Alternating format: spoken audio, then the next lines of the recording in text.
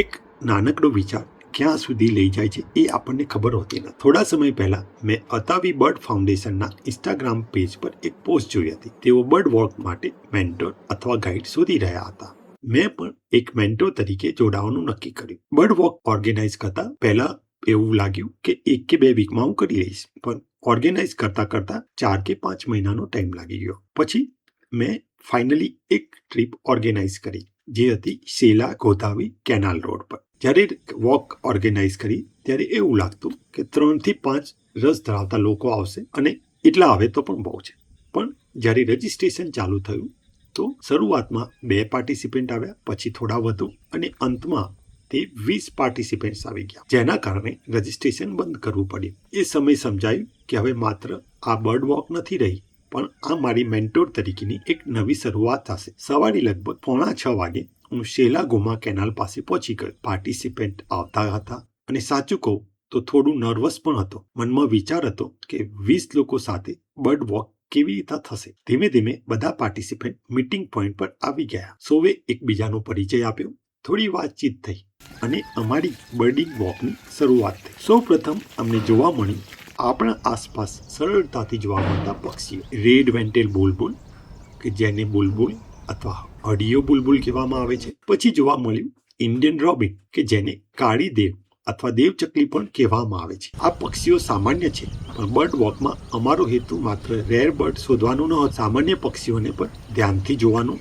અને ઓળખવાનું શીખવાનું હતું. થોડું આગળ વધ્યા, ઝાડીઓમાં અમને જોવા મળ્યું ટોની બેલી બેબલર, કે જેને ગુજરાતીમાં કારામડી લલેડી, કે જેને ફૂટકી લલેડી પણ કહેવામાં આવે છે. થોડું આગળ ગયા ત્યારે ઝાડ પર એક સુંદર કોલ સંભળાયો. એ હતો વ્હાઇટ બ્રો બુલબુલ, કે જેને સફેદ નૈણ બુલબુલ અથવા શ્વેત નૈણ બુલબુલ પણ કહેવામાં આવે છે. પક્ષી દેખાવમાં થોડું મુશ્કેલ હતું, એટલે બધાને તેના કોલ પરથી તેને શોધવાનો પ્રયત્ન કરવાનું કહ્યું. અને આ દરમિયાન કેટલાક પાર્ટિસિપન્ટને મળ્યું યલો આઈ બેબલર, ભારતીય પીળી આંખવાળું લલેડું, જેની પીળી આંખ લેલુમ પણ કહેવામાં આવે છે. થોડું આગળ જતા એક પર્ચ પર અમને જોવા મળ્યું ગ્રીન બી ઈટર, જેને ગુજરાતીમાં આપણે લીલો પતંગો કહીશું. તે થોડા સમય માટે સુંદર રીતે પર્ચ પર બેઠો હતો. બધાએ તેને સારી રીતે જોયું, અને અમારી જર્ની આગળ વધી. થોડા સમય પછી બર્ડ વોકનો એક ખાસ મોમેન્ટ આવ્યો. કેનાલ રોડની બાજુના ખેતરમાં એક પાર્ટિસિપન્ટની નજર દૂર એક પક્ષી પર ગઈ, અને તે હતું રેડ અવાદતા, જેને આપણે રેડ મુનિયા પણ કહીશું, લાલ ટપસ્યું. દૂર ખેતરમાં આ નાનકડું પક્ષી જોઈને આખા ગ્રુપમાં ઉત્સાહ આવી ગયો, અને તેની સાથે સાથે અમને પણ જોવા મળ્યું ટ્રાય કલર મુનિયા, શ્યામસિંહ ટપસ્યું. એક પાર્ટિસિપેટે એ શોધેલા પક્ષી આખા ગ્રુપ માટે હાઇલાઇટ બની ગઈ.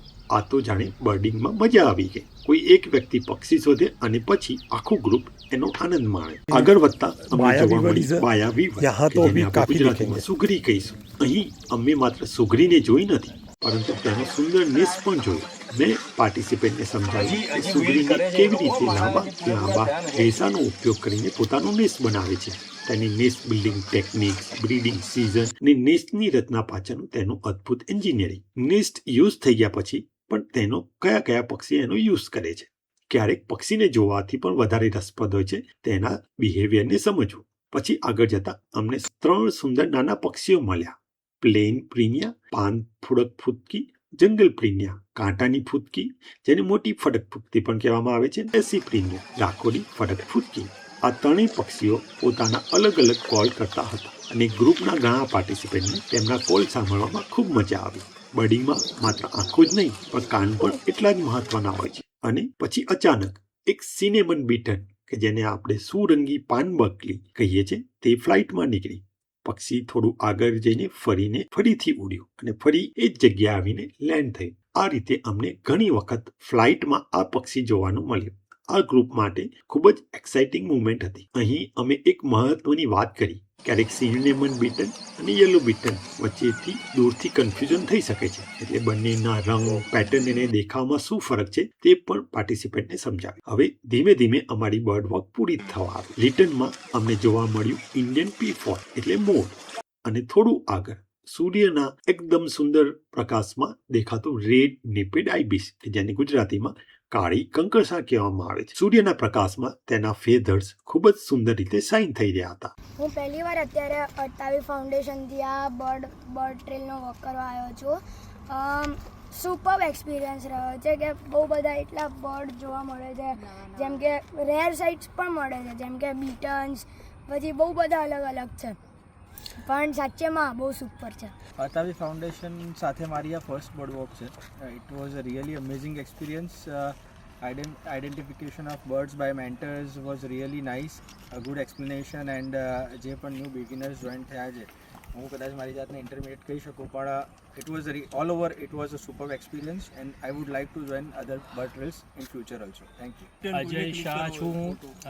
અતાવી જોડે મારી બીજી બર્ડ વોક છે અને બહુ સારો એક્સપિરિયન્સ રહે છે. જે મેન્ટર્સ છે એ બી બહુ સરસ રીતે સમજાવે છે અને બહુ જ નવા બર્ડ્સ બી જોવા મળે છે અને એની જે જાણકારી ડિટેલ કે ભાઈ નેસ્ટિંગ શું હોય એનું કેવી રીતે એ લોકો સર્વાઈવ કરતા હોય અને બધી બી વસ્તુઓ બહુ સરસ રીતે સમજાવે છે અને જાણવા બી મળે છે. ડૉક્ટર સાહેબ બી બહુ સરસ રીતે સમજાવે છે, એટલે ખૂબ મજા આવી, બહુ સરસ છે. અને એની લગભગ બધી જ જે બર્ડ વોકની જે ડિટેલ હોય છે એ ડિટેલ જોતો રહેતો હોઉં છું ને અમદાવાદનું જ્યારે બી આવે ત્યારે એની અંદર હું હંમેશા સબસ્ક્રાઈબ કરી દઉં છું. બહુ સરસ. Thank you very much.